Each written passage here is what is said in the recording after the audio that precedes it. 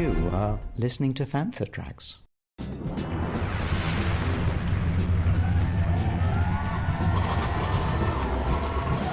It's time to head south with the Fantha From Down Under. Here's your host, Adam O'Brien. And welcome back to Fantha Tracks Radio, the Australian Star Wars show here on the channel. I'm your host, Adam O'Brien. This is the Fantha From Down Under. It is midway through the year, and we're going to be looking at Star Wars from an Australian perspective. I love of Star Wars and obviously all that's happening from this end of the globe when it comes to Star Wars news. I'm definitely an old school fan, so we're looking at some of what makes, my Star Wars love tick and what I think of the newer stuff. And obviously this is a much bigger sandbox than George left it in. So obviously there's a lot more, I think, when it comes to people getting involved in this franchise and enjoying it from all forms of different perspectives. And obviously it's a massive world now. It's not like it was in the 80s and certainly not like the 90s. It's just getting bigger and bigger, and it just shows you a little franchise, what people outside of, say, Star Wars at the time and Star Trek back in the early days, they saw them as little franchises. Well, they're not anymore. And they're certainly growing, and they're massive now, right up there with Marvel and all that sort of stuff. So it's huge. And it's great to see. I think there was always that chance for Star Trek, Star Wars, even, I guess, the comic book movie franchises to grow and expand and obviously give more people a chance to check it out. And we're at that point now, folks, where it is definitely something that's turned into a business for them, but also turned into a great way to tell stories. You can catch this show and many others like it, obviously, on Fantha Tracks Radio at fanthatracks.com and Spotify, Apple Podcasts. Leave a review of the show over there and let people know about it. That way, more people can check it out and enjoy Star Wars, and, of course, Star Wars podcasts like this one and many others like it, like Making Tracks and many of the other great ones on the channel. There's a number of great, fantastic shows. Obviously, we've got the Mark and Mark doing those two shows there too. And, of course, Brian and the rest of the team with Good Morning Tatooine. And it's great to see that they always plan to have a great TV show or at least a morning show like that too, and you can pipe in the comments and interact, etc. with them too. This is Charles Soule. You're listening to Fantha Tracks. It has been 10 years since 2015 with the release of The Force Awakens, Episode 7 of the Star Wars franchise. And it's sad to say that Disney and Lucasfilm have not really been doing anything in the way of celebrating this fantastic time. 10 years since basically we got a rejuvenated franchise, if you like, something that was taking away from George's vision of the prequels and all that sort of thing and going back to a more of an original trilogy flavour. Even with the newer characters, they're sort of drawn more from the OT perspective and against what other things have been doing, whether it's been the Clone Wars or other things that we've had in between times when, of course, George was still running the franchise. This is something different, and he was planning those sequels himself. Let's not get around that. Different stories, and definitely something that was similar in ways, but not quite the same as what Kathleen Kennedy and the team with Bad Robot, J.J. Abrams or Jar Jar Abrams, what do you want to call him? J.J. came in and really put his stamp on Star Wars, and he always wanted to. In some ways, if you consider the two Star Trek films that he did, pretty much it's in that vein of Star Trek 2009 and Into Darkness. Taking the good elements, putting a little bit of lens flare. That was the big thing in this one is let's hope he doesn't do too much lens flare. But that's his style. He's got to put his stamp on it. But even the style and feel of this film, even down to the cinematography, wanted to really go back to that original trilogy flavour. It's interesting that this is the time we should be celebrating that. And really looking at not just the film, but the fan base was going through at the time as well. Yeah, we're going through some new books that were being delivered, this journey to The Force Awakens, which was an exciting time. We had Aftermath, Chuck Wendig, trying to catch up with the story of what was happening between Return of the Jedi and that time, and what characters survived. And a lot of the speculation was who's going to be the big bad running the Empire. And obviously we had little clues here and there. Nothing to the point where we get to the Rise of Skywalker and have Poe Dameron say, somehow Palpatine survived.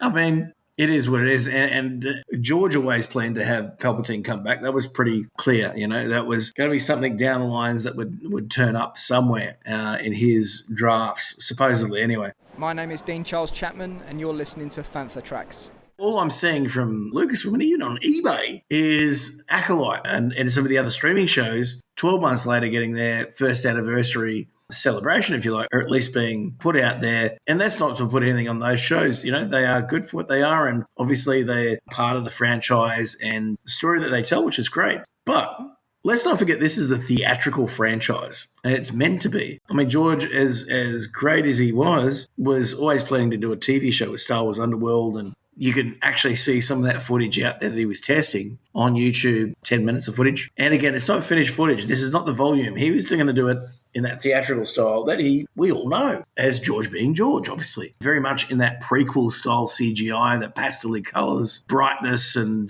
it wasn't a dirty, grungy look. It was something in between. We would kind of get that kind of thing a little bit later with Mandalorian. Particularly the first season of Mandalorian, I think we definitely got that a little bit more washed out look. Some franchises have recently, whether it be the Batman franchises or even the washed out Saving Private Ryan look of the Terminator in Salvation. George was always consistent. He always wanted to keep that look and that world, that window that we've got into this galaxy far, far away, which again, you remember is a children's franchise. You grew up with it at that age or whatever it is, depending on where you got into it. Obviously, some people get into Star Wars later than earlier. But for the most part, we all get into Star Wars at a certain time. And for me, I was a child when I got into it, and I got into it with obviously the OT. But I've also seen the same feelings and emotion about the prequel trilogy with fans in the 90s that grew up with that. And that was their Star Wars.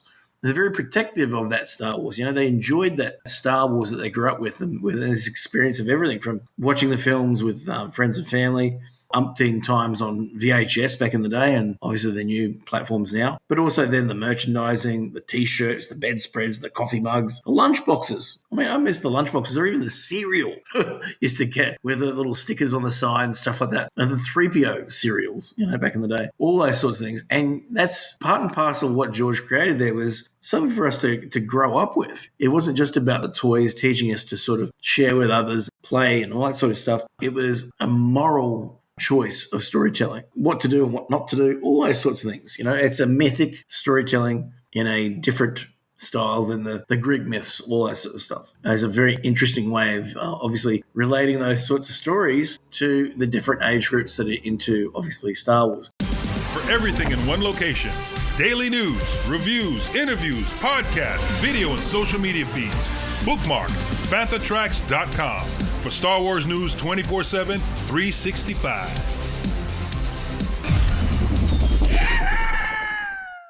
Have they been as successful since? With even just the sequel trilogy or the streaming or with Rogue One or Solo, that is up to the viewer. It's up to you as a person to enjoy those, what they are, and get the message from those stories for yourself. It's like if you read Frank Herbert's Dune. You read it the first time, you see an adventure story, a coming of age. It is like Luke Skywalker or probably more so like Anakin, to be honest, with Paul Atreides' journey. And then you read it another time and you're starting to see the failings of a leader and what is happening. And then obviously, I read that novel, for example, once a year.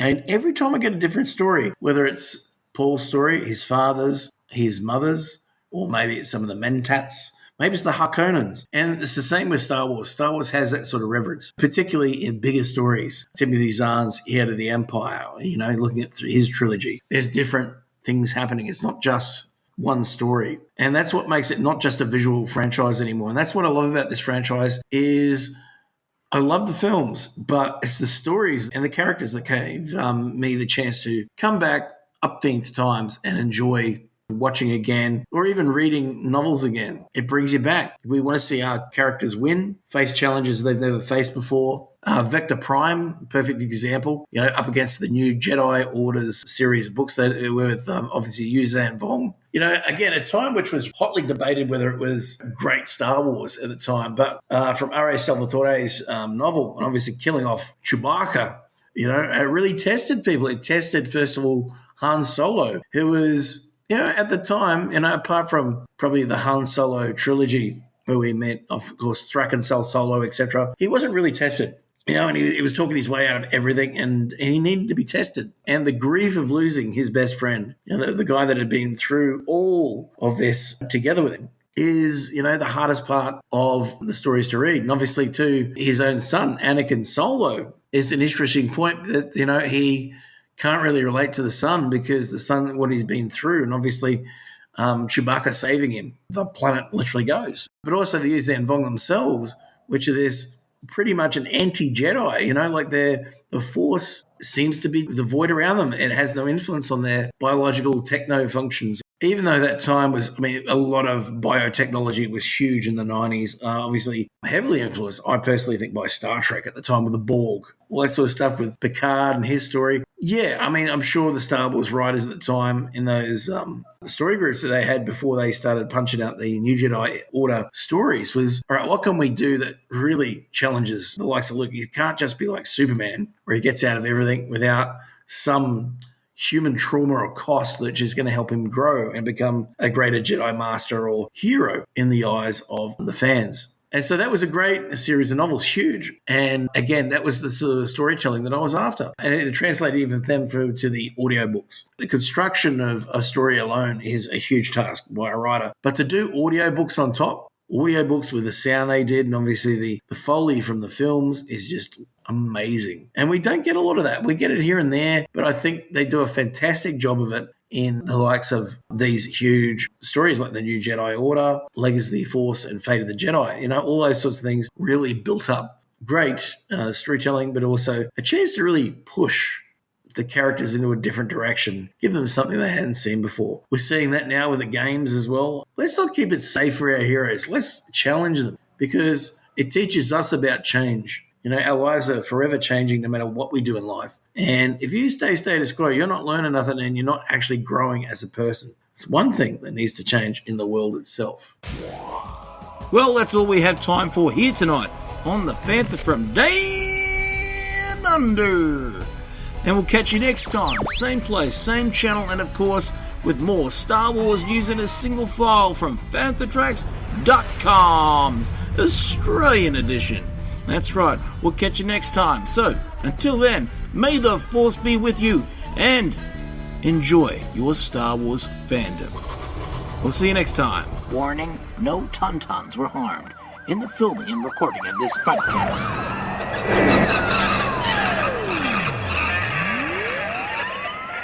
Coming up next on Fantha Tracks Radio, it's Collecting Tracks.